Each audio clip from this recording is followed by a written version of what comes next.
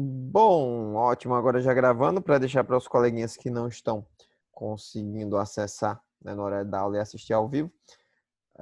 Semana passada a gente estava trabalhando, acho que nas duas últimas semanas a gente veio trabalhando tecido nervoso. Tá? Na realidade a gente veio trabalhando nas últimas semanas a parte de histologia, né? A parte de tecido.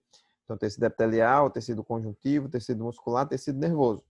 O último tecido que a gente trabalhou foi o tecido nervoso. E aí nós vimos quais são as células que fazem parte do sistema nervoso e o que cada uma delas realiza no contexto de tecido nervoso. Vimos que o neurônio é o mais importante, logicamente, pelo fato de ser a célula relacionada com o transporte de informações, tá? Ele quem vai transitar com as informações. E vimos que ele não consegue sobreviver sozinho. Para que ele consiga sobreviver sozinho. Ô, Miguel, eu tô com medo que tu tá dizendo que dado é o melhor. Invejosos dirão que é mentira.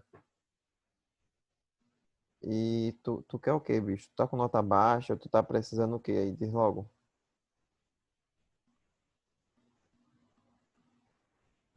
Não, é porque eu tenho medo dessas coisas, velho. É sério, daqui a pouco ele chama aqui no privado, aqui no WhatsApp, professor. Sabe aquele 9,9? Tem como arredondar para 10? É mais ou menos assim, o chororô desse menino. Pelo amor de Deus. Mas enfim, vamos voltar aqui para os neurônios, tá? Então fiquei até nervoso agora, tá vendo? Os neurônios, eles vão transmitir a informação nervosa, isso é um fato. Mas para que ele possa condensar ou concentrar, melhor dizendo, toda a sua, todo o seu metabolismo, digamos assim, para essa função, é necessário que outras células realizem as demais funções. E aí é onde entram as células da glia, tá? Que a gente viu quais são e qual que é a função de cada uma delas. Hoje nós vamos ver especificamente, a gente falou sobre o neurônio, falou sobre a informação nervosa, a transmissão da informação nervosa, mas não falamos efetivamente como que é o funcionamento do neurônio, tá? Então, a gente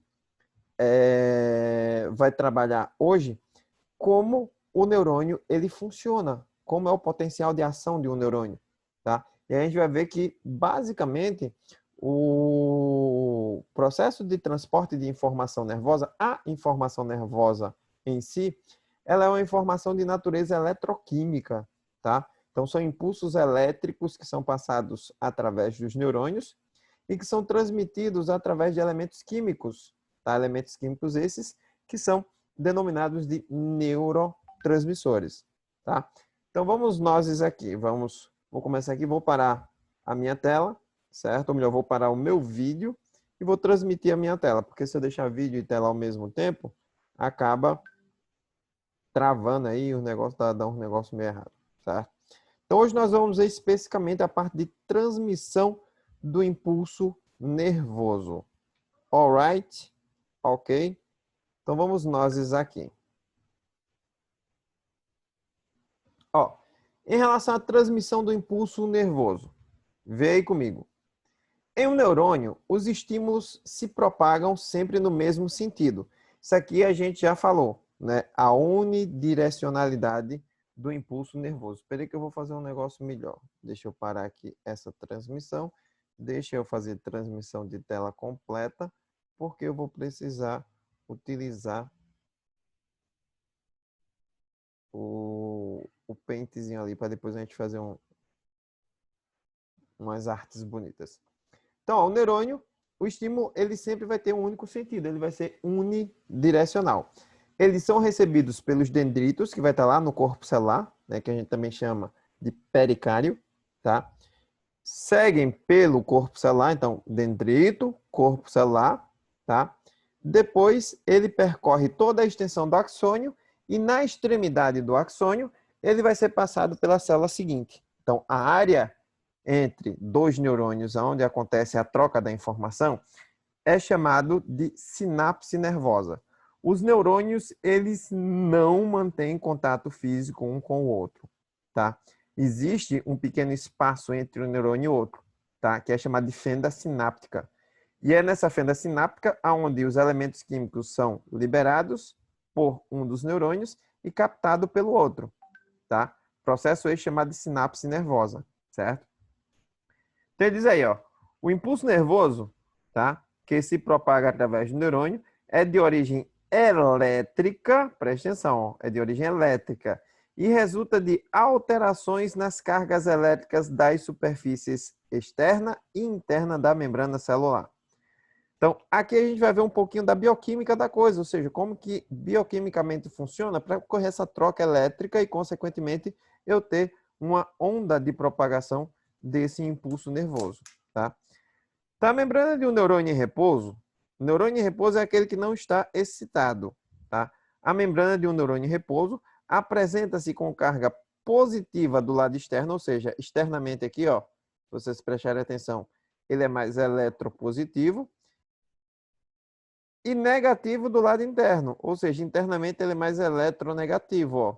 Então esse neurônio aqui, ele está em repouso.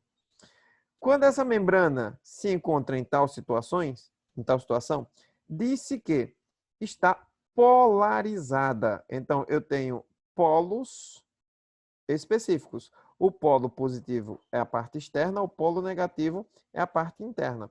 Quando eu tenho a mistura de cargas, ou seja, eu posso ter parte interna com carga positiva e parte externa com carga negativa, tá? Eu digo que houve uma despolarização. Então, nesse caso, a despolarização já caracteriza uma sinapse nervosa, um processo de transmissão de um impulso elétrico, tá? Que, por sua vez, vai ser a transmissão da informação em si. Então, quando essa membrana se encontrar em tal situações, diz que está polarizada. Essa diferença de cargas elétricas é mantida pela bomba de sódio e potássio. A gente viu lá no início do ano, transporte transmembrana, transporte passivo, transporte ativo. Dentro do transporte passivo, a gente viu a bomba de sódio e potássio, que fica lançando sódio para fora, potássio para dentro, sódio para fora, vai entrando e saindo.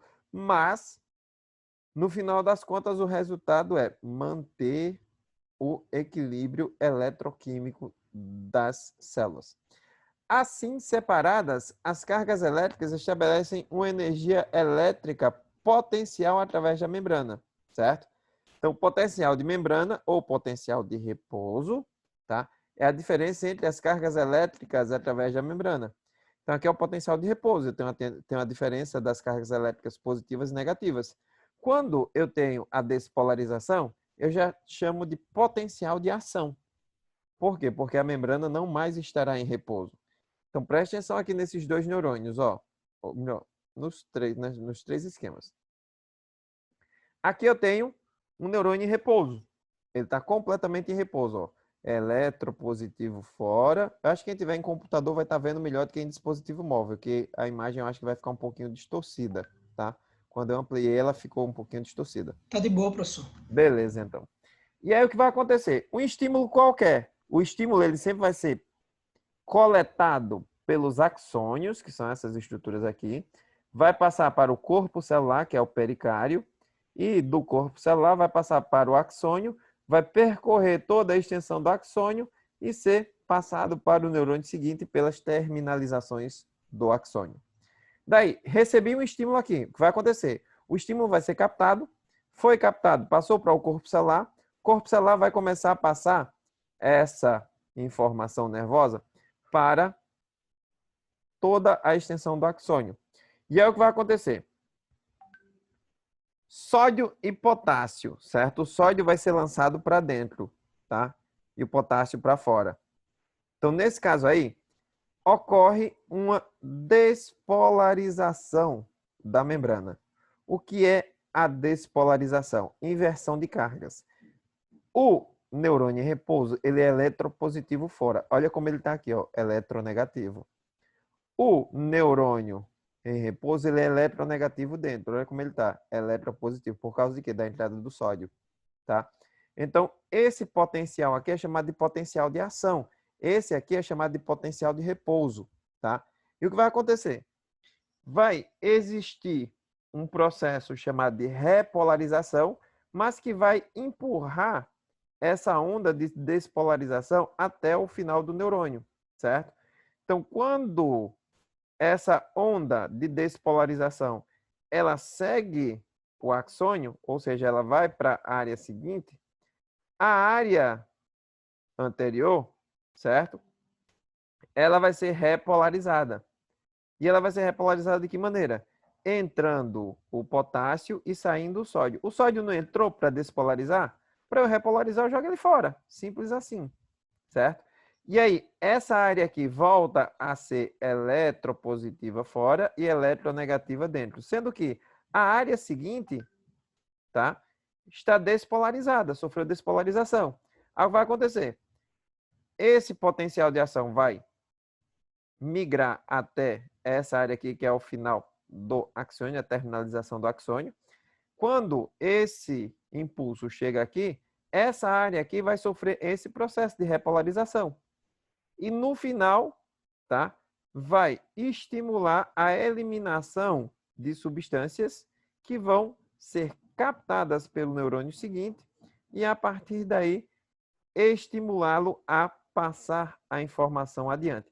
Então, na realidade, o impulso nervoso ele se propaga por meio de uma onda elétrica, tá?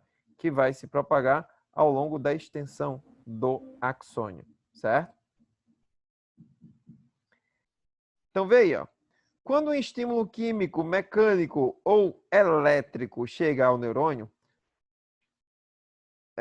tira esse pode aí, ocorrerá a alteração da permeabilidade da membrana, permitindo grande entrada de sódio na célula. O sódio é mais eletropositivo. Então, se a membrana é negativa, o sódio entrando, ele vai ficar mais eletropositivo. Pequena de série de potássio. Com isso, ocorre uma inversão das cargas ao redor dessa membrana, que fica despolarizada, ou seja, eu não tenho mais cargas elétricas iguais em polos diferentes. Eu tenho aqui, ó, a mistura de cargas positivas e negativas. Ó. Enquanto uma área interna aqui está negativa, essa área está positiva. Enquanto uma área externa aqui está positiva, essa área aqui está negativa. Ou seja, houve a inversão de cargas, houve a despolarização, certo? Gerando o que a gente chama de potencial de ação. Lembra que a gente falou aqui, quando eu tenho, tá, cargas elétricas positivas fora, cargas elétricas negativas dentro, tá? Eu tenho a polarização e aí, com essa polarização, eu tenho o que a gente chama de potencial de repouso, tá? Então, nessa situação aqui, o neurônio não está fazendo nada, não está transmitindo nada, não está passando informação nenhuma, tá? Isso aqui é o que a gente chama de potencial de repouso. Com o estímulo e a inversão das cargas, tá? Ocorre isso aqui, ó. Isso aqui é o chamado potencial de ação, quando ocorre a inversão das cargas. E esse potencial de ação, ele vai seguir uma unidirecionalidade. Ele vai sair do corpo celular, vai percorrer toda a extensão do axônio e vai ser passado para o neurônio seguinte pelas terminalizações do axônio, certo? Essa despolarização propaga-se pelo neurônio, caracterizando um impulso nervoso, certo? Imediatamente após a passagem do impulso, a membrana sofre repolarização, ou seja, as cargas elétricas voltam ao que tinha anteriormente e volta a um potencial de repouso onde ela é mais eletropositiva fora e eletronegativa dentro. Tá? Recuperando seu estado de repouso e a transmissão do impulso cessa. Cessa naquela área, porque o impulso ele vai ser contínuo, ou seja, ele vai se propagar ao longo de toda a extensão do axônio. Tá? O estímulo que gera o impulso nervoso deve ser forte o suficiente, acima de determinado valor crítico, que varia entre os diferentes tipos de neurônios. Tá? Para induzir a despolarização que transforma o potencial de repouso em potencial de ação. Esse é o estímulo limiar. O que é o limiar? Seria a quantidade mínima de estímulo que eu preciso ter para que eu possa quebrar o potencial de repouso de um neurônio. Tá? Abaixo do limiar, ou seja, abaixo desse valor de estímulo, só provoca uma alteração local na membrana, que logo cessa e não desencadeia o impulso nervoso. Tá? Qualquer estímulo que esteja acima do limiar, ou seja, acima desse valor mínimo, gera o mesmo potencial de ação que é transmitido ao longo do neurônio. Assim, não existe variação de intensidade de um impulso nervoso em função do aumento do estímulo. o neurônio obedece à regra ou tudo ou nada. Ou seja, ou eu tenho um valor abaixo do limiar e essa informação nervosa ela não é passada, ou eu tenho um valor acima do limiar e, independente de ser muito acima do limiar ou pouco acima desse limiar, a informação nervosa vai ser passada do mesmo jeito, tá? Tanto que, por exemplo, você escuta uma pessoa tanto falando normalmente quanto gritando, tá? A vibração do teu tímpano vai gerar potencial ou vai gerar um estímulo, tá? Que pode estar muito acima do limiar quando o indivíduo está gritando ou um pouco acima do limiar quando o indivíduo está falando normalmente. De qualquer maneira, o som se propaga, é decodificado e vai ser levado na forma de estímulo nervoso para o teu sistema nervoso central. Então, não sei se vocês estão entendendo aí o que seria esse limiar. O limiar seria a quantidade mínima, tá, de estímulo necessário para que o neurônio entre em ação. E aí, não existe uma quantidade de ação ou o impulso nervoso maior quanto maior for o estímulo. Não. Se esse estímulo superou o limiar, acabou-se, tá? A informação nervosa vai ser passada, ponto final. Por isso que o neurônio ele obedece a essa regra. Tudo ou nada. Ou seja, ou você tem algum tipo de estímulo acima do limiar, e aí vai acontecer o estímulo nervoso e o impulso nervoso, a propagação desse impulso nervoso, ou você tem um estímulo que está abaixo desse limiar e nada vai acontecer. Vai ter uma ligeira despolarização na membrana bem pontual que rapidamente é repolarizada sem gerar uma cadeia de transmissão de impulso nervoso, certo? Deu para entender esse contexto aí de limiar ou de estímulo limiar? Tranquilo, tranquilo, tranquilo? De boas? Alô, alô, Brasil? Todo mundo me escuta? Alô, Brasil? Tá de Tranquilo? boa. Beleza. Então vamos nós aqui, tá? Então diz assim, dessa forma a intensidade das sensações vai depender do número de neurônios despolarizados e da frequência de impulsos, não necessariamente, tá? Do fato de esse impulso nervoso estar com ou gerar um estímulo muito acima do limiar, não, tá? A intensidade das sensações vai depender da quantidade de neurônios que foram acionados. Se eu tenho mais neurônios sendo acionados, logicamente, eu tenho um impulso nervoso mais intenso. Se eu tenho menos neurônios sendo acionados, eu vou ter uma transmissão de um impulso nervoso menos intenso também, tá? Então, quanto maior a área queimada, por exemplo, se tem uma queimadura, tá? Maior a dor, pois mais receptores serão estimulados, tá? Se eu tenho uma queimadura só na pontinha do dedo, tá? Você vai sentir aquela dorzinha pequenininha lá na pontinha do dedo. Mas se você queimou metade do teu antebraço, tá? Você vai ficar agonizando de dor. Isso foi porque o estímulo foi maior ou menor? Não. Isso foi porque a área que foi estimulada foi maior. Sendo estimulada uma área maior, a quantidade de neurônios que são estimulados também é maior. E aí, o impulso tem uma intensidade maior. Isso quer dizer que você vai sentir mais dor, certo? Transmissão do impulso nervoso de um neurônio a outro, tá? Ou as células de órgãos efetores, é realizada por uma região de ligação especializada denominada de sinapse, tá? É nisso aqui que a gente vai falar daqui a pouco bem detalhadamente, tá? O tipo mais comum de sinapse é a sinapse química, tá? Mas eu posso ter a sinapse elétrica também, mas a mais comum é a sinapse química, tá? Em que as membranas de duas células ficam separadas por um espaço chamado de fenda sináptica, tá aqui, ó, essa fendazinha, certo? Na porção terminal do axônio, o impulso nervoso propicia a liberação de vesículas que contêm mediadores químicos, denominados de neurotransmissores, tá?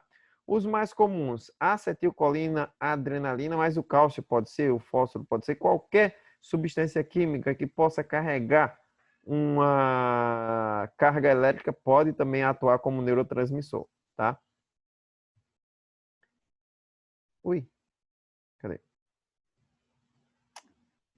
Esses neurotransmissores caem na fenda sináptica e dão origem ao impulso nervoso da célula seguinte. Logo a seguir, os neurotransmissores que estão na fenda sináptica são degradados por enzimas específicas, cessando os seus efeitos. Tá? Então, aqui eu tenho um neurônio diferente desse aqui, ó.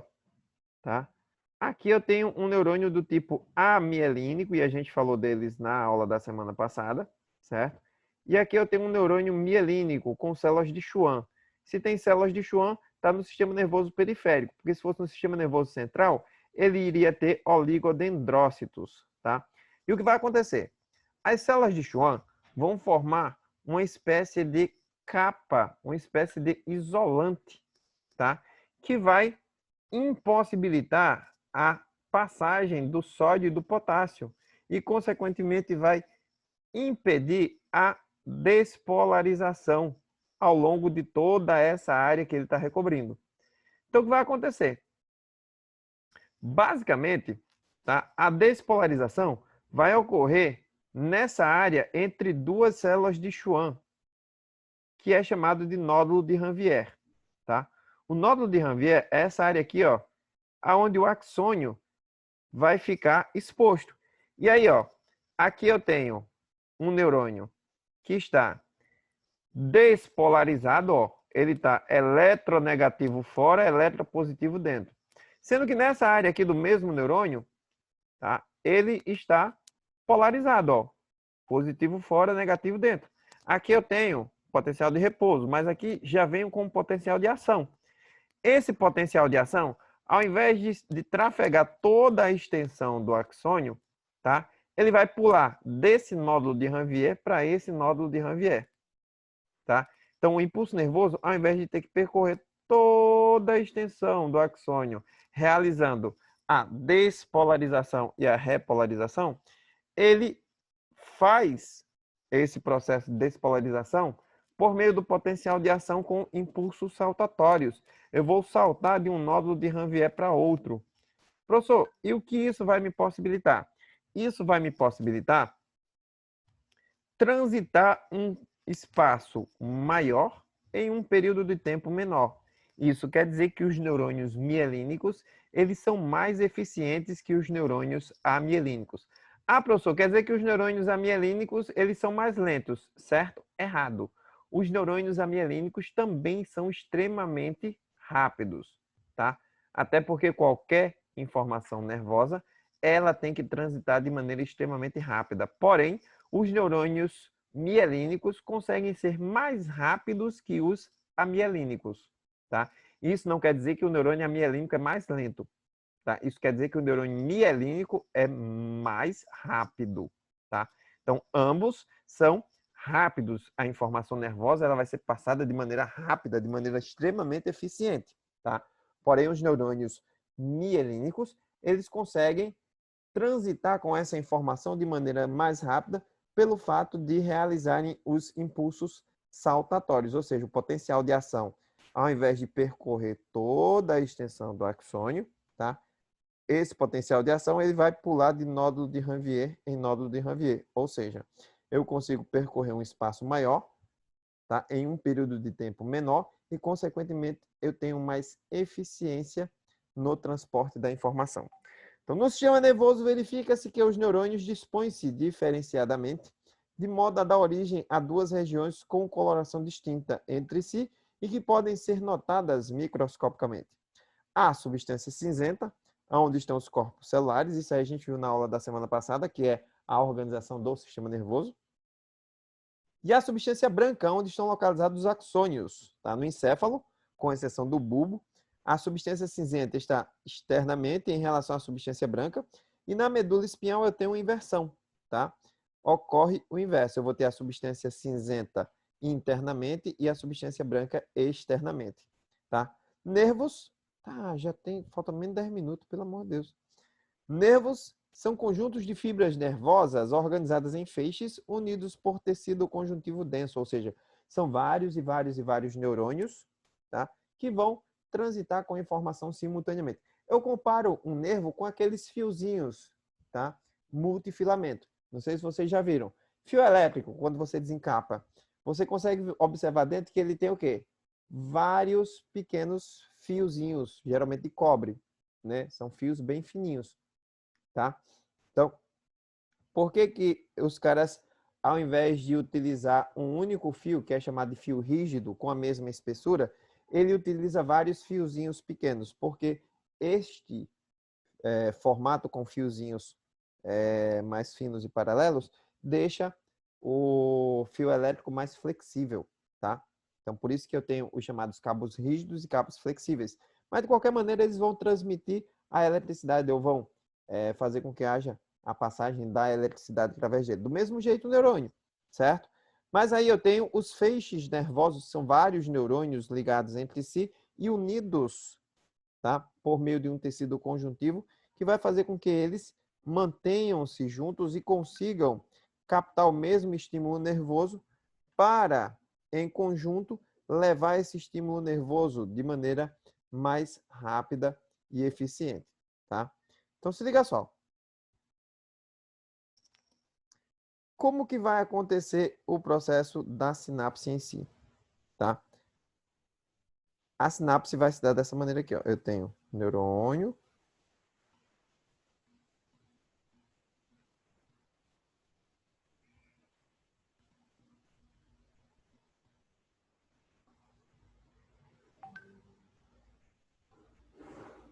aqui, ó, tem os dendritos. Aqui eu tenho corpo celular, aqui eu tenho o axônio, certo? Lembrando que esse cara, ele vai ser em repouso positivo fora, negativo dentro, certo? Aí eu tenho um potencial de repouso. Esse neurônio, ele vai estar ligado a outro neurônio. Quando eu falo ligado, eu não estou falando em ligação física, certo? Eu estou falando na conexão sináptica, na sinapse em si, certo? Então, tem um outro neurônio aqui.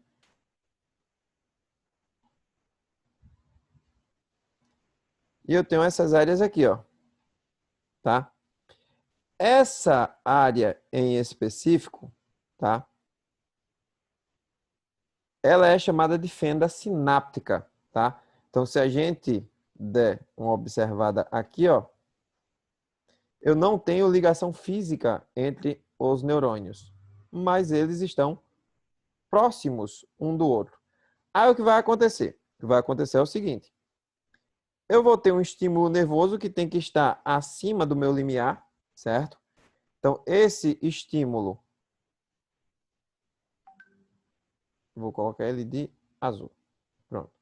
Esse estímulo vai ser coletado pelos dendritos, tá? O estímulo vai passar para o corpo celular e, ao chegar no axônio, ele vai possibilitar o processo de inversão de cargas, ou seja, carga positiva entra, carga negativa sai, tá? E aí eu saio do potencial de repouso, entro no potencial de ação. Saúde, obrigado. Daí, essa onda de despolarização e repolarização vai seguir ao longo de toda a extensão do axônio. Chegando aqui, que é justamente na sinapse, certo?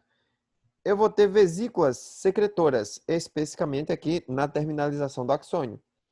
Como o próprio nome diz, vesícula secretora, ela vai secretar o quê? Os neurotransmissores. Esses neurotransmissores são secretados aqui, tá? Essa área entre os dois neurônios é chamada de fenda sináptica. E aí esse neurotransmissor vai fazer com que esse impulso nervoso seja propagado para o neurônio seguinte. E aí, sendo propagado para o neurônio seguinte, eu tiro esse neurônio seguinte do seu potencial de repouso e forneço a ele um potencial de ação. Por quê? O estímulo que foi fornecido a ele foi acima do limiar. E aí o impulso nervoso ele vai seguindo e assim sucessivamente até chegar ao seu destino. Se essa informação precisar voltar, ela volta. Só que os neurônios eles vão estar invertidos, tá? Se eu estou transmitindo a informação daqui para cá, tá? Os neurônios estão nessa posição. Mas se eu precisar transmitir um impulso daqui para cá, o que é que eu faço, professor? Tá? Preciso transmitir um impulso nervoso para cá. O que é que eu faço? Basicamente, eu vou inverter, certo? Eu vou pegar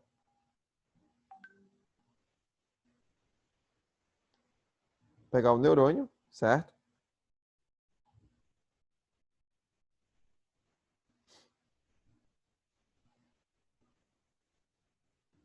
E vou fazer isso, ó. Certo? Então, eita, o nome estímulo ficou ao contrário. É só apagar isso aqui.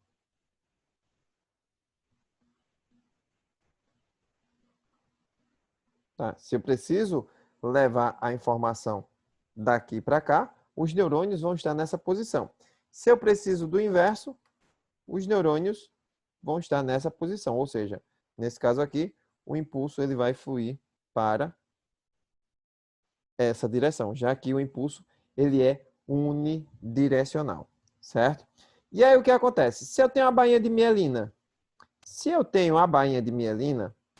aí eu tenho ó, as células de Schwann aqui, aqui, aqui, aqui. E ao invés de ter que se propagar ao longo de todo o neurônio, tá? Os impulsos nervosos eles vão fazer isso aqui, ó. Vão pular daqui para cá, vai pular daqui para cá, vai pular daqui para cá, e daqui já vai passar para o neurônio seguinte, tá? Essas areazinhas aqui são chamadas de nódulos de Ranvier, certo? Como nós vimos anteriormente. Essas células aqui são chamadas de células de Schwann no sistema nervoso periférico, ou pode ser os oligodendrócitos no sistema nervoso central. A área entre duas células que formam a bainha de mielina é o nódulo de Ranvier, certo? A estrutura como um todo recebe o nome de bainha de mielina, certo? Até alguma dúvida? Duvidinha? Nope. Não, né? Então, basicamente, o que a gente precisa entender em relação ao processo de funcionamento do neurônio é isso aí, tá? Não tem nenhum bicho de sete cabeças. Então, o impulso nervoso, ele é um impulso de natureza eletroquímica, ou seja, são neurotransmissores, substâncias químicas ou estímulos ambientais que estejam acima do limiar, que vão fazer com que haja uma inversão de cargas no interior do neurônio, possibilitando o quê? A propagação do impulso nervoso, tirando o neurônio do seu potencial de repouso, colocando ele num potencial chamado de potencial de ação, certo? Isso se dá por conta da quantidade de sódio e potássio dentro e fora do neurônio, certo? Então, tudo isso, tá, que a gente viu agora, acontece em fração de milissegundos. Então, a gente mostrou aí em uma aula inteira de 45 minutos, de 40 minutos, tá? O que o neurônio ele faz em questão de milissegundos, tá? Por isso que a transmissão do impulso nervoso é uma transmissão extremamente eficiente e extremamente rápida, certo? Então, vimos o tecido nervoso, as células do tecido nervoso, falamos sobre transmissão de impulso nervoso na aula passada e hoje nós vimos bioquimicamente como o impulso nervoso se propaga através do neurônio, certo? Há alguma dúvida, gente? Duvidinhas? E aí, algo mais a colocar? Miguel, vai fazer mais algum elogio? Ah, ele já colocou aqui, ó. Não lhe elogio mais. Poxa, hashtag chateado, né, Miguel? Então, por hoje nós vamos ficando por aqui, certo? Próxima semana a gente já vai começar fazendo correção das nossas atividadezinhas, que aí a gente já vai começar a quantificar essas atividadezinhas para poder gerar algumas notinhas para vocês, ok? Então, fiquem de olho lá no grupo que eu vou passar todas as informações possíveis por lá, beleza? Valeu vocês, bom final Valeu, de Dadito. semana, Até semana que até a vem. próxima sexta-feira.